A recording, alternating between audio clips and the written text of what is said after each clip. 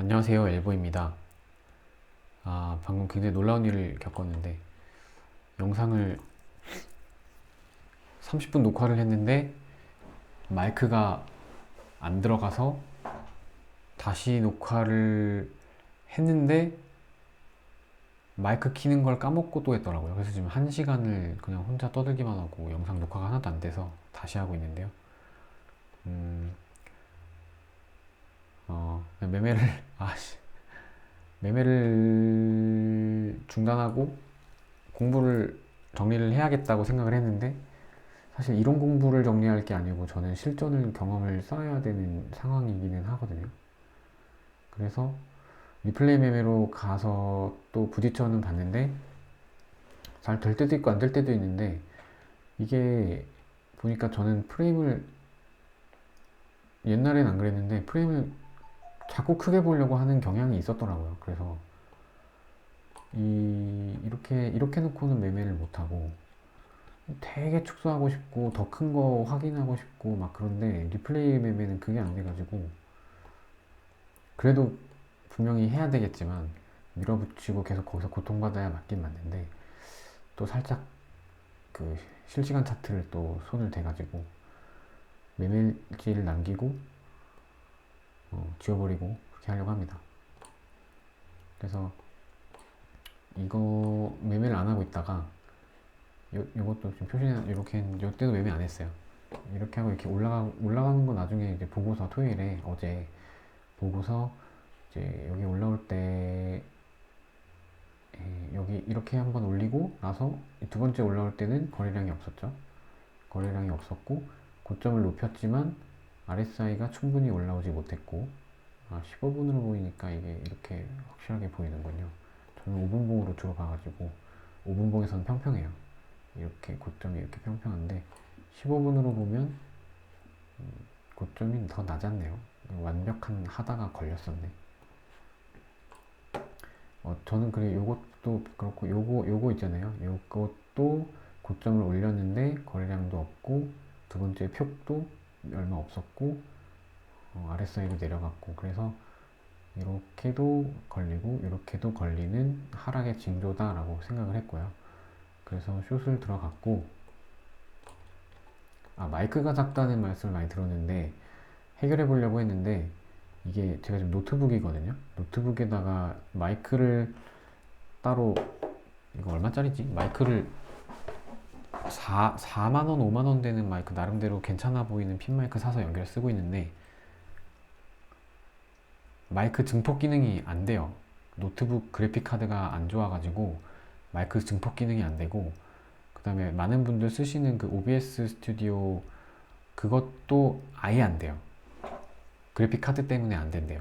버전이 안 맞는데요. 그래서 제가 쓰는 이 노트북과 프로그램으로는 마이크 볼륨만 따로 올릴 수가 없어서, 그냥 죄송하지만 들으시는 분이 볼륨을 올리셔야 될 것 같아요. 근데 제가 한 거를 제가 들을 때는 사실 그렇게 작진 않거든요. 그러니까 아주 안 들리는 수준은 아니라고 생각하고 일단 그냥 진행하려고 합니다. 양해 부탁드리고요. 그래서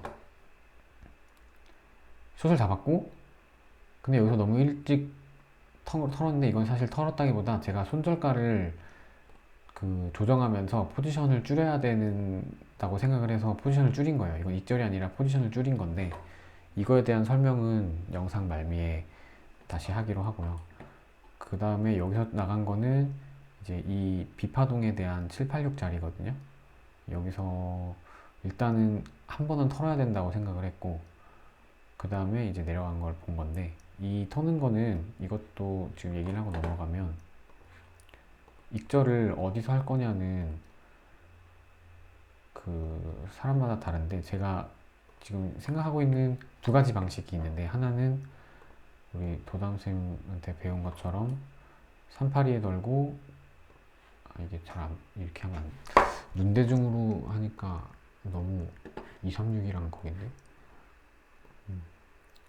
이렇게 비파동에 고점 저점을 그었을 때, 물론 이게 비파동이라고 생각하면은 익절 더 길게 가져갈 수 있기는 해요. 근데 일단은 본 고점 저점에 대해서 그 382에 한 번, 618에 한 번, 786에 한 번. 786에 완익. 이렇게 하는 게 이제 한 가지 방법이고, 이렇게 일찍 다 완익을 하는 이유는 다시 잡기 위해서죠. 이게 그냥 그 아무런 저기도 없이 그냥 쭉 빼진 않잖아요. 그러니까 뭐 618에서 반등을 주든 786에서 반등을 줬다가 내려가서 완성할 테니까. 왜냐면 이게 이렇게 갔다가 B파동이 끝이 아니었지롱 하면서 이렇게 올라가 A, B, C로 B파동이 길게 올라갈 수도 있고, 아니면 얘가 그냥 조정의 끝이었고 이게 올라가던 추세를 여기서 올라가던 추세로 그냥 가버릴 수도 있고, 모르는 거잖아요. 그래서 비파 끝을 잡았더라도 안에서 382, 618, 786을 정리를 하고, 그 다음에 뭐 382에서 저항을 받는다 하면 그때 다시 잡아서 이걸 먹는다든지, 이런 식으로 하는 게 더 이게 안전 보수적인 매매다. 익절을 빨리 하지만 또 되돌림의 숏을 또 노려야 하기 때문에 보수적이면서 적극적인 매매다 라고 할 수 있는 것 같고, 그 다음에 이제 익절을 포지션 잡았을 때 익절을 길게 가져가는 거는 제가 다른 분 걸 봤는데, 이 비파 끝을 잡았다 하면 전고점이나 전저점 여기서 1차로 반익 치고, 그 다음에 A의 1대1 자리에서 반익을 치고, 그 다음에 A의 618 자리에서 완익을 치고, 이렇게 세 번 치면 포지션 잡았을 때 익절을 더 길게 가져갈 수 있죠. 이렇게 두 가지가 있다고 저는 생각을 하고, 장단점이 있는 것 같아요. 이렇게 하면은 길게 가져갈 수 있는데 비파동이 막 뒤지고 볶거나, 아니면 이게 내가 ABC 끝이었지롱 하면서 이렇게 올라가거나 이럴 때는 사실 또 너무 길게 가져가려다 못 먹기 때문에 장단점이 있는 것 같아요. 근데 저는 일단 여기는 이 올린 거에 대해서, 이 올린 파동 내에서 한 번은 반익을 쳐야 된다고 생각했기 때문에 여기서 반익을 친 거고요. 그 다음에 여기서 밑꼬리 달고 이렇게 올라오는 거 보고 반등이 세네 생각은 했는데, 근데 여기서 친 지 얼마 안 돼가지고 반익을, 그래서 그냥 보고 있었고, 그 다음에 한 번 더 내려왔을 때는 이게 15분 봉상의 61선이에요. 15분 봉상 61선을 밟았고, 밑꼬리도 두 번째 밑꼬리고, 그리고 RSI도 상다가 걸리면서 거래량도 줄어들었기 때문에 여기 롱타겟인데 이때 매출 중이어서 몰랐어요. 나중에 봤고, 여기서 만약에 잡았으면 저라면 이거에 대한 조정이 나오고 이 추세를 이어가는 상승을 기대하면서 이 내려온 파동의 중간 어디에서 반익을 한번 치고 그 다음에 본절에 나갔을 것 같아요. 그런 것 같고요. 그 다음에 이렇게 진행이 되고 나서 이 표시를 했는데, 이 삼각수렴은 트레이딩 뷰에 있는 표시대로 해서 이렇게 나온 건데, 그냥 우리가 원래 보통은 선수는 ABCD로 하면은 이렇게 해서 요 2까지 찍어줘야지 사실 맞는데, 트레이딩 뷰는 이렇게는 아니더라고요. 근데 그냥 해놨어요. 해놓은 거고, 그래서 여기도 ABC가 예쁘게 나온 것 같고, 이게 ABCD2로 볼 수도 있겠나? A, B, C, A, B파동에 A, B,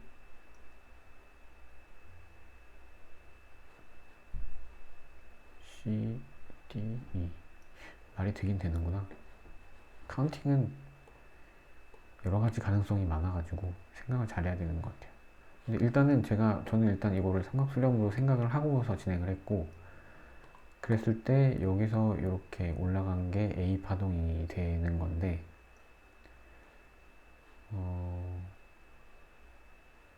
거래량이 막 보이는 게 없어가지고 일단 이건 좀 했습니다. 네, 그래서 여기가 불규칙이라고 본 거고요. 그래서 요 C 파동은 요 A 파동하고 비교를 해보면 1.618이 얼추 나와요. 그냥 A 파동에 대야 되고 확장으로 봤을 때 1.618에 부족하거나 조금 많고, A 파동 크기로 봐도 1.618에서 요만큼 차이니까요. 9점 차이가 얼마 안 나니까. 네, 그 값이 그 값인데, 그래서 이렇게 마무리를, 잘 뭐가 없지만 이렇게 하나 그냥 잡고, 여기를 비파로 처음에 기대를 했겠죠. 근데 이게 이렇게 흘렀으니까 이게 또 A, B, C, D, E로 해서 큰 비파로 보고, 그 다음에 삼각수렴 이후에 이제 하락 돌파 후 리테스트 하고 이제 내려갔다 이렇게 보고 있는 건데, 그러면 이제 여기가 2파동이 올라간 게 2파동 끝이고 여기서부터 이제 하락시 파동을 재야 되잖아요. 그러면 이게 또 삼각수렴이라고 치면 A, B, C 하면 좀 더 내려와야 된다고 생각하고, 그리고 이게 5파동으로 내려올 생각이면 A, B, C, D, E로 해서 또 더 빠져야 된다. 밑에가 좀 더 내려올 여분이 있지 않나 이렇게 생각하고 있는데, 만약에 이게 ABC가 예쁘고 이게 ABCDE라서 끝일 수도 있겠다는 생각도 하긴 해야 되는 것 같아요. 그래서 요 불규칙 A 이거를 큰 A로 보고 이거 삼각수렴 B로 보고 C를 보면 그러면 또 1대1이 또 조금 이제 내려오긴 해야 되거든요. 그래서 제가 생각한 익절 자리는 여기 정도였어요. 요 정도. 피봇 재에서 아까 그런 거 다 따져보면은 막 여기도 나오고 여기도 나오고 막 이러는데 그냥 한 요 정도에서 반익을 쳐야겠다 하고 있었는데, 그러다가 이제 보통 삼각수렴 나오면 입구 크기만큼 빠진다 이런 얘기 하잖아요. 근데 입구를 얘를 가지고 입구를 이렇게 쟀더니 이렇게 하면 또 여기 1대1이야. 그래가지고 원래 얘 익절을 반익을 여기다가 이 근처에 걸어 놨었는데 그냥 아까 여기서 반익을 쳤습니다. 여기서 있고 거래량이 뭐가 그런 것도 없었긴 했는데 여기 반익을 쳤고, 이 파란 줄 지나가고 있는 게 큰 아주 크진 않은데 요 여기 저점 기준으로 이렇게 올라온 거에 대해서 7, 8, 6 한 칸 내려온 거예요. 피부 한 칸.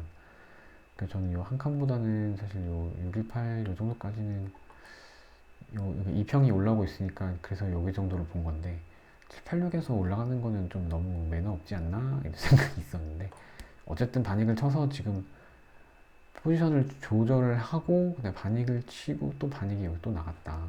그래서 포지션 되게 조금 남았습니다.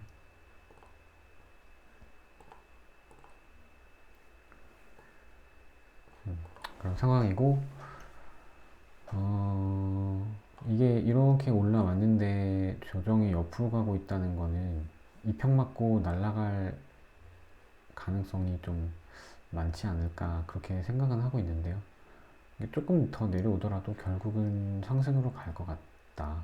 큰 뷰라고 해야 되나? 그렇고요. 그래서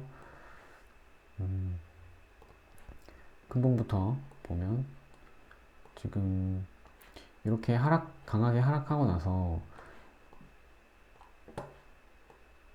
이 강하게 하락하고 조정을 줬다. 그러니까 하락하고 조정 주고 하락하고 조정 주고, 이 조정이 좀 길었는데 그 다음에 이제 하락이 좀 세게 나왔잖아요. 이런 채널 조정 주고, 이런 걸 레벨이라 하더라고. 이렇게 요 레벨 아무튼 이렇게 내려와서 1억 추석 때 이렇게 반등한 다음에 요거에 대한 조정인가 근데 거래량이 좀 있었어요. 근데 좀 의문스러웠는데 중간부터 거래량 없었다더라고. 그래서 아무튼 이렇게 A, B, C가 이렇게 빠지나 했는데 또 여기서 또 잘렸어요. 그러면 이제 어떻게 생각하냐면 요게 A, B, C, D, E건 아니면 A, B고 C가 단절이 됐건 어쨌든 여기서 파동이 하나가 마무리가 됐다 내려온 게, 근데 이게 저점 갱신을 한 것도 아니고 이게 조정이었는데 얘도 조정이라면 결국 A, B, C를 만드는 C가 올라가는 게 나와야 되는 게 맞지 않을까. 그래서 이평선들을 다 하나씩 극복을 하고 얘가 날아간다면 임펄스처럼 보이더라도 C 펄스겠구나. A, B, C 펄스가 날아가서 결국 C파가 날아가더라도 하나의 거대한 조정이 되면 하락해야 저점을 갱신해야 하는 건가? 이런 생각인데, 이론상으로는 그런데 이게 실제로 이론이 그렇게 되는지 이 파동의 마무리가 어떻게 되는 게 맞는 건지 좀 의문입니다. 만약에 여기가 저점이어서 여기서 이제 끝난 거였다. 여기서 끝난 거였다. 거래량이 여기서 거래량이 붙었는데 어쨌든 얘가 끝난 거였다. 그러면 여기서 A, B,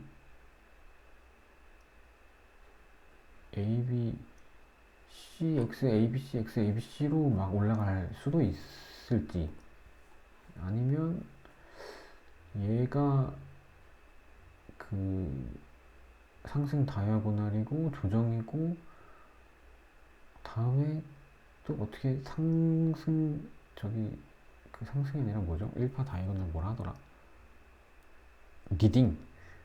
얘 리딩이고, 얘도 어떻게 리딩을 만들고 있어서 이렇게 수렴을 하다가 2파 주고 3파 그럴 건지 잘 모르겠습니다.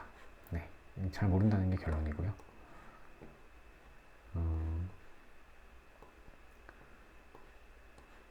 그래서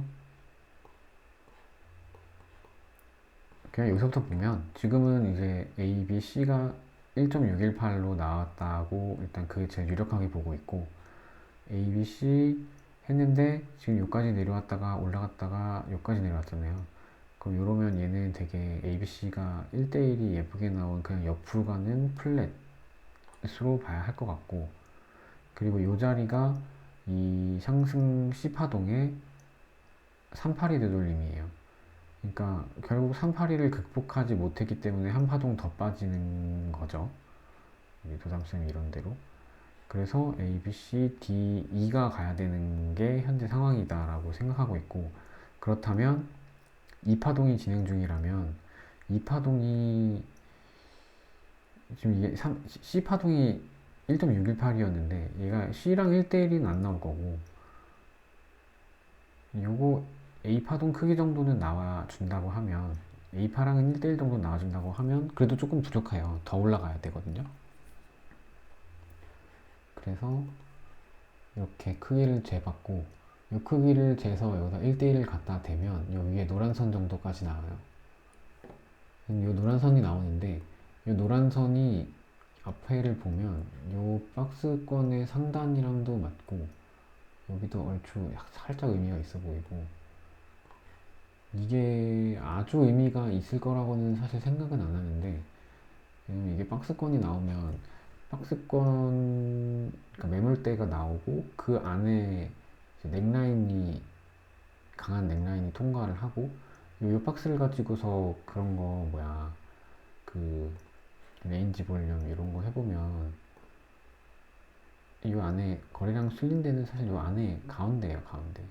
이런 끝에서 터지는 게 아니고 이 안에 이렇게 터진 데를 확대를 해보면, 저번 영상에도 말씀드렸는데 넥라인이 지금 이 제가 위아래 그어놓은 거랑은 안 맞지만 넥라인 같은 게 안에 나와요. 그래서 여기서는 왔네. 아무튼 저는 그 전에 빨간색을 이렇게 그어놨는데, 이 픽스 레인지의 함정은 어디서부터 재느냐에 따라서 조금씩은 달라질 수 있다. 그런 거고요. 아무튼 그래서 지금 이 박스 체크를 위에 해놓은 거랑 그 다음에 빨간색 두 개를 해놨는데, 지금 이 안에 보면 이 빨간색하고 이 아래 빨간색하고 이렇게 좀 뭔가 저항을 받은 것 같죠? 앞에서 거래량이 실렸던 넥라인 자리다는 거고, 그 혹시 얘가 올라가면 박스권 상단 여기까지 올라가지 않을까. 그러면 이제 A파랑 크기가 똑같은 C파를 완성할 수 있지 않을까. 이렇게 되면 혹시 ABC에서 ABC 비율이 맞을 수도 있겠네요.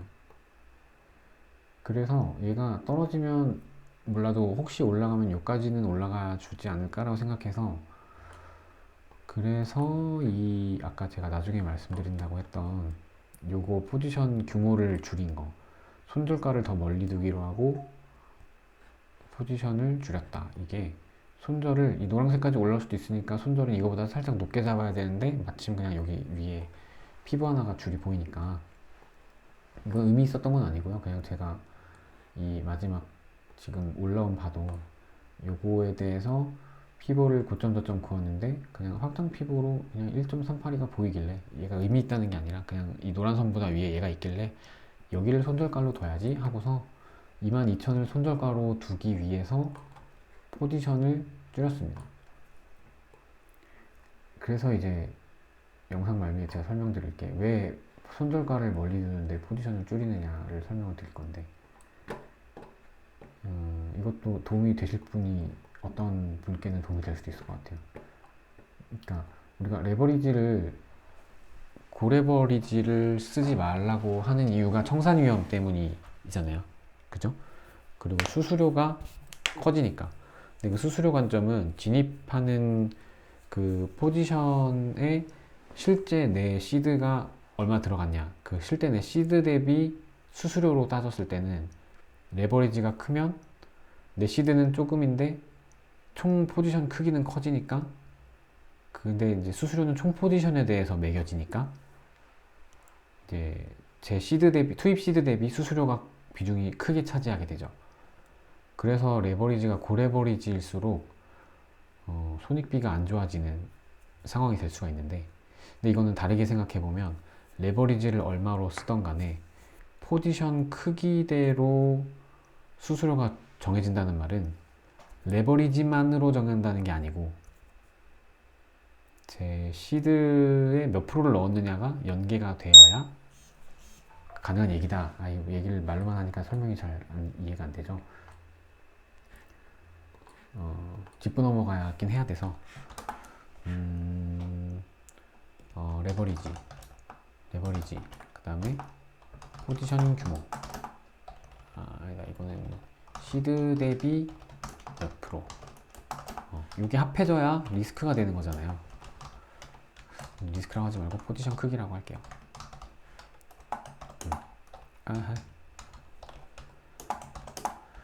이러면 제가 예를 들어서 10배를 하는데 시드 대비 10%를 한다.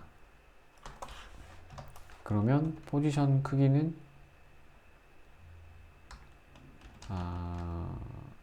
시드 대비 몇 프로? 시드가 만약에 100달러라고 쳤을 때 시드가 100달러다. 자, 0. 시드가 100달러. 그러면 레버리지가 10배인데 시드에 10%만 넣어. 그러면은 10불을 넣었는데 포지션 크기는 100불이 되는 거죠. 그죠? 그러면 이거에 대해서 수수료는 100불에 대한 뭐 0.004던지 뭐 0.006이던, 이거는 뭐 정확히 모르겠는데 그 수수료 지정가 수수료랑 시장가 수수료 다르잖아요. 아무튼 이거는 포지션 크기에 대한 수수료예요. 그래서 우리 생각이 나름인데, 레버리지를 고레버리지를 쓴다는 말은 그러니까 고레버리지를 쓴다는 말은 제가 투입하는 시드는 작다는 얘기잖아요. 근데 포지션에 대한 수수료가 붙으니까 제가 넣는 시드 대비해서 수수료가 굉장히 커진다. 그래서 고레버리지는 수수료에서 굉장히 불리해진다, 이렇게 볼 수가 있는데, 근데 또 다르게 생각해 보면 레버리지를 뭐 5배를 쓰고 시드를 20%를 넣는다. 이래도 포지션 크기가 100이거든요. 그리고 포지션 크기가 100이니까 수수료도 100이잖아요. 그렇다고 보면 레버리지가 꼭 고레버리지라서만 손해를 본다기보다 그냥 내가 한 번에 거래에 내는 수수료는 그냥 내 포지션 크기의 수수료다. 이걸 굳이 내가 레버리지를 몇 배를 했고 내 시드를 얼마로 했느냐, 이 두 개가 연관이 있는 건데 이걸 생각을 안 하고 그냥 내 돈은 얼만데 레버리지 신경 안 쓰고 내 돈은 얼만데 레버리지 때문에 수수료가 크다, 이렇게 얘기하면 조금 안 맞는 것 같다. 얘기가 스무스하지가 않네요. 이거는 이 정도에서 그냥 접어둘게요. 내가 하려고 했던 말은 이게 아니고 그 해외 유명 트레이더 중에 엠페러라는 사람이 한 번의 트레이딩에 얼마까지의 손절을 감수할 거냐를 얘기하는 사람이 있더라고요. 그래서 그거를 좀 확인을 해봤는데 이해를 했어요. 이해를 했고 유용한 것 같아요, 제 생각에는. 그리고 이거를 옛날에도 사실 얼핏 들었었는데 제대로 써먹기가, 계산하기가 귀찮아서 그랬는데 그 부분을 해결을 해가지고 설명을 드려볼게요. 포지션 잡을 때 일단 처음에는 한 번의 거래에, 한 번의 트레이딩에 허용할 손실 규모 정하기. 이거는 오해하시면 안 되는 게 나는 손절을 5% 손절할 거야, 이런 얘기가 아니에요. 이거는 되게 이렇게 하지 말라고 하잖아요. 손절 폭을 정해라는 게 아니고 한 번의 트레이딩에서 허용할 그 시드 손실. 그러니까 제가 500불로 하고 있는데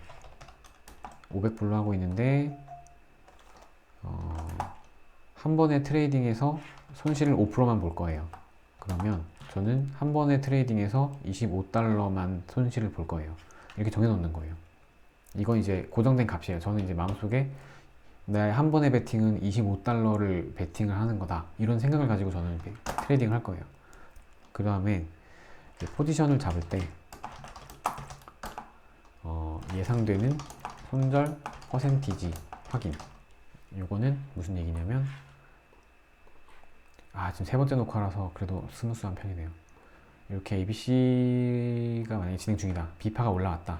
그래서 제가 포지션을 여기서 잡았다. 그러면 이제 사람마다 손절하는 그거는 다르겠지만 이제 우리 이게 왜 이렇게 조그맣게 나오는 거야? 좀 더 크게 나와줄 수 없어? 이게 이제 입문하는 코리들은 그냥 비파 끝에 꼬리가 여기니까 여기다가 잡겠죠. 근데 우리 도담쌤의 강의를 좀 들었다면 이게 A파 나오고 B파가 이렇게 올라갔는데 618에서 숏을 잡았는데 618을 살짝 넘긴다고 손절을 해? 이러면 안 되잖아요. 786까지도 봐보고 고점까지도 가보고 고점 갖다 컵핸들 그리면 여기 돌아왔을 때 손절하고 이런 거잖아요. 그런 의미에서 손절가를 고점보다 높게 저는 잡아봅니다. 예를 들어서 여기가 고점이면 요거보다 좀 높게. 요래도 털릴 수 있어요. 저는 뭐 아직 잘 모르겠습니다. 그냥 연습하는 중인데 뭐 이 위에 어느 위치에다 제가 손절가를 걸겠다고 이렇게 잡아보면 진입가 대비 몇 퍼센트의 손절인지가 나오잖아요. 요걸 확인하라는 거예요. 요걸 확인을 해서 이 익절폭은 지금은 중요하지 않아요. 이거는 사실 진입할 때 뭐 1대3 정도는 나와주면 좋다는 게 좋은 건 좋은 거지만 결국 어딘가에서 반절도 칠 거고 이게 손익이 꼬이기 때문에 그리고 이 손절가를 멀리 잡을수록 이 손익비가 안 좋아지잖아요. 근데 이 손익비만 볼 게 아닌 게 이거를 내가 여기다 잡으면 손익비가 좋아지지. 근데 터지는 횟수도 늘어나지. 그러니까 연연하지는 않는 게 좋더라고요. 어쨌든 그래서 이렇게 1.3% 정도다. 이렇게 확인을 하는 거예요. 1.3%가 이번 트레이딩에, 그러니까 모든 트레이딩이 공통하는 게 아니고 포지션 잡을 때 확인하는 거예요. 내가 여기서 잡을 건데 손절 여기다 하려면 몇 퍼센트 정도 손절이네? 이걸 확인하라는 거고, 이걸 확인을 하면 진입하는 포지션 규모 계산이 나와요. 뭐냐면 한 번의 트레이딩에 25%만 손해를 볼 거잖아요. 그러면 1.3%가 25%인 총규모를 말하는 거예요. 어떻게 계산하냐면 그냥 25를 1.3%로 나누면 돼요. 요거는 계산기로 하는 게 낫죠. 근데 이거는 사실 저는 키보드에 단축키로 계산기가 나오는 게 있어가지고 바로바로 그냥 하는데 사람마다 필요가 쓸모가 유용함이 덜할 수도 있어요. 1.3을 했네? 이렇게 하는 게 아니라 1.3%니까 0.013이죠. 이렇게 하던지 아니면 1.3%를 하던지 나누기 100을 하던지 25 나누기 1.3 나누기 100을 하던지 아무튼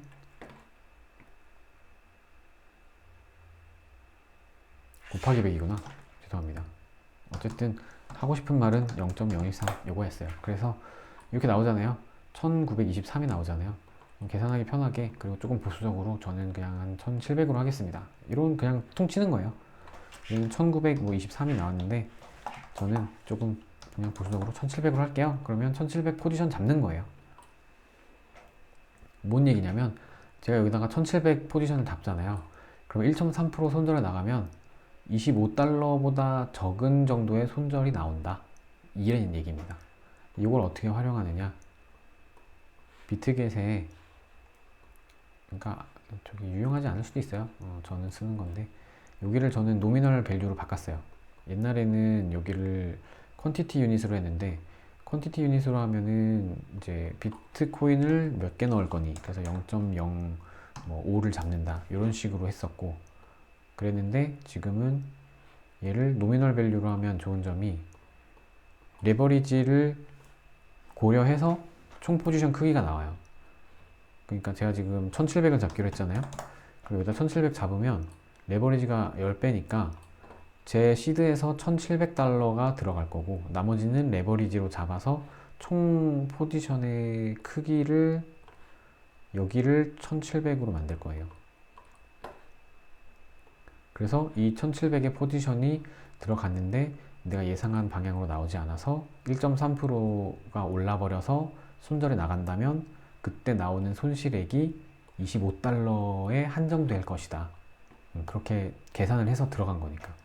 근데 이게 계산을 한다는 것 때문에 처음에는 이렇게 복잡하게는 못 하겠는데 막 급하게 잡아야 될 때도 있고 그래서 안 했었는데 잘 생각해 보니까 이 25는 나와 있는 값이잖아요. 제가 이미 내 시드 대비 1회 손실을 뭐 시드 대비까지 안 해도 돼요. 그냥 나는 한 번 거래할 때 10달러씩만 걸어야지 이런 생각이라면 10달러라고 생각하고 요것만 확인을 해주면 돼요. 손절 퍼센트, 내가 들어간 자리부터 손절할 자리까지의 퍼센트만 확인을 해서 내가 손해보기로 한 거를 그 퍼센트로 나눠주면 진입할 포지션 크기가 나온다. 그러면 비트겟에서 노미널 밸류로 해놓고서 그 포지션 넣으면 세팅이 완벽하게 된다. 그러면 이제 어떤 효과가 있냐면 요 안에서 만약에 ABC가 있었어요. 그러면 제가 여기서 잡는다. 요거의 축소판인 것처럼 여기서 잡는다. 그러면 여기서 손절을 요만큼 잡을 수 있잖아요. 이렇게 하니까 위치가 똑같아 버리네. 이렇게 안 할게요. 이렇게 안 하고 더 소파도 여기도 ABC가 있었다. 그래서 여기서 잡았다. 그러면 여기서 숏을 들어간 경우에는 이게 왜 이렇게 작게 나오는 거지? 요렇게 손절을 한다. 그러면 여기는 뭐 0.55 정도 나왔잖아요. 근데 0.55 나왔는데 예를 들어 우리가 여기서 들어갈 때나 여기서 진짜 요만큼에다가 요만큼 먹을 생각으로 들어갈 때 요만큼 먹을 생각일 때랑 요만큼 먹을 생각일 때랑 들어가는 포지션이 똑같으면 당연히 얘가 더 가치 있는 이익을 하겠죠. 근데 그 자리가 보이는 게 큰 파동 안에서 보일 때도 있고 작은 파동 안에서 짧게 자리가 보일 때도 있잖아요. 근데 이럴 때 나는 한 판의 베팅에 25달러라고 정했다. 그리고 여기가 0.5다. 그래서 여기를 0.5를 25달러를 0.5로 나눴을 때 5천이다. 그러면 저는 여기다가 5,000달러 포지션 잡는 거예요. 그냥 노미널 밸류 5,000달러 넣고 손절폭 여기다 잡으면 5,000달러에서 여기서 이만큼 손절하면 25달러 손절 나가는 거고 여기서 벌면 더 버는 거고 그렇게 되는 거죠. 그러니까 손절 크기에 맞게 포지션의 규모를 조절하는 계산 방법이다. 저는 유용하다고 생각을 하고요. 근데 이제 중요한 거는 어쨌든 손절이 덜 나가는 게 제일 중요해요. 이거는 그냥 포지션을 정하는 하나의 방법인 거고 결국 진입 자리를 잘 봐서 손절이 안 나가는 게 더 중요해요. 손절이 반복될 거면 아무 의미가 없어. 뭐 어떻게 이런 뭘 잡든 간에. 그래서 제가 얼마 전에는 손익비 따져서 막 맘껏 들어갔다가 계속 손절만 나가가지고 이것도 아니구나. 그래서 제가 손절가를 이제 멀리 두려고 하는 거예요. 아까 그 ABC가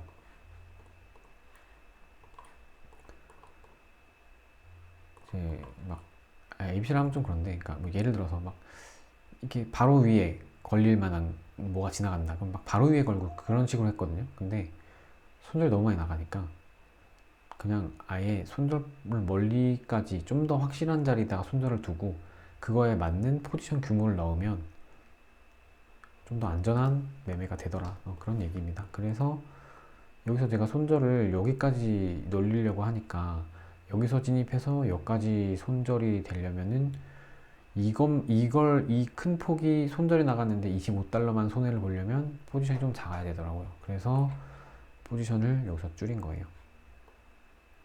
이거는 뭐 저는 계속 실험을 해보고 있는데 뭐 이런 것도 있다는 거 그냥 설명해 보려고 한 거고요. 실력이 매매가 좀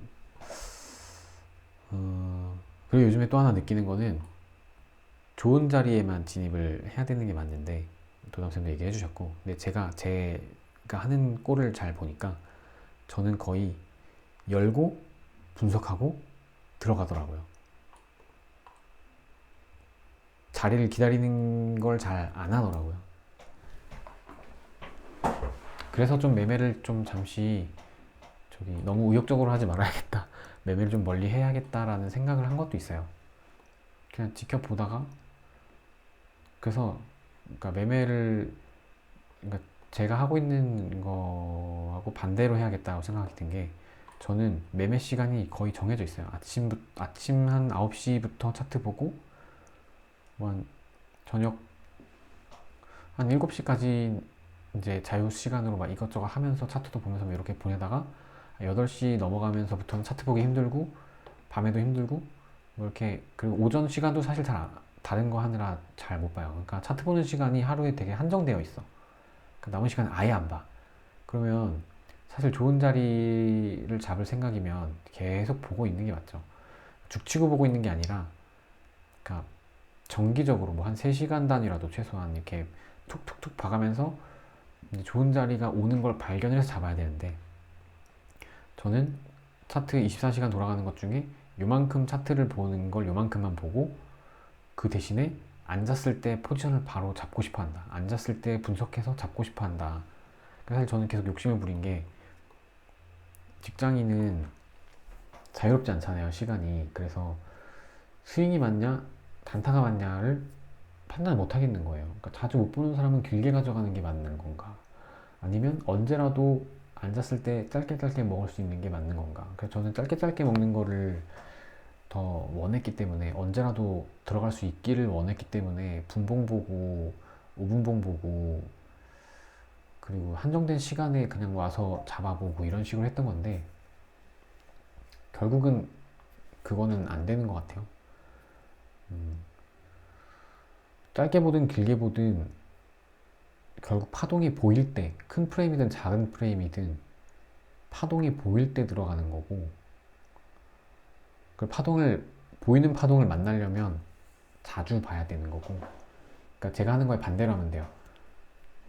자주 보고 그리고 보자마자 들어가지 말고 그렇게 말하면 더 나아지지 않을까 그런 생각을 하고 있습니다. 아무튼 언젠가 시드가 우상향을 시작해서 다른 분들께도 좋은 걸 많이 나눌 수 있는 성장하는 제가 됐으면 좋겠고 다들 성투하시기 바랍니다. 감사합니다.